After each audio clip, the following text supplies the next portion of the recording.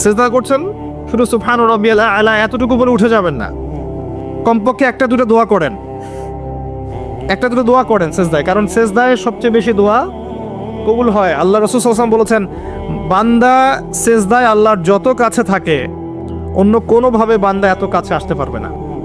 এবং এখানে তোমরা বেশি বেশি দোয়া করো, নবী সাল্লাল্লাহু আলাইহি ওয়াসাল্লাম বেশি বেশি দোয়া করতে বলেছেন।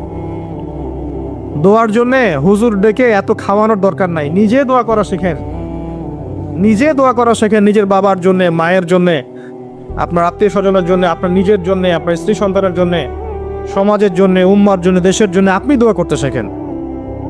আপনার একটা প্রয়োজন, এই প্রয়োজনটাকে আমি বুঝতে পারবো, ওই আবেগটাকে আমার আসবে। আপনার যেটা প্রয়োজন, আপনার আবেগ আপনার আসবে।